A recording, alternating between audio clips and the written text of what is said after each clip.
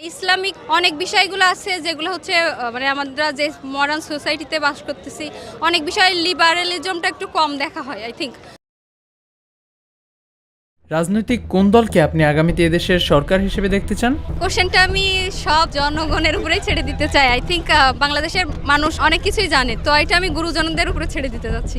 এক্ষেত্রে আপনি কোন দলকে বেশি এগিয়ে রাখবেন? পলিটিক্যাল পার্টিতে তো আমরা সাপোজ আওয়ামী লীগ, বিএনপি বা জামাতে ইসলামী বা এগুলা তো বেশি হাইলাইট পায় অবশ্য।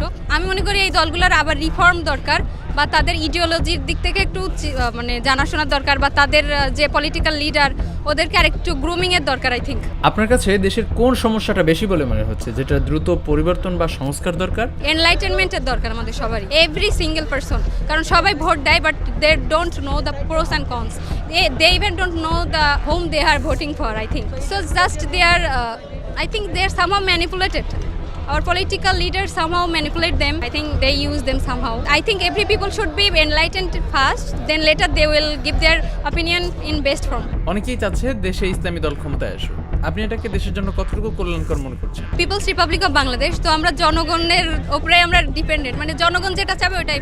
মানুষের সংখ্যাগরিষ্ঠতার একটা অবশ্যই দাম আছে, সেটা তো অবশ্যই প্রাধান্য পাবে। যদি জনগণ পছন্দ করে ইসলামিক কোনো পলিটিক্যাল পার্টি মানে গভর্নেন্সে আসুক, তো obviously as a citizen of Bangladesh আসা উচিত। কিন্তু আমার মনে হয় ইসলামিক অনেক বিষয়গুলো আছে যেগুলো হচ্ছে মানে আমরা যে মডার্ন সোসাইটিতে বাস করতেছি, অনেক বিষয় লিবারেলিজমটা একটু কম দেখা হয় আই থিঙ্ক।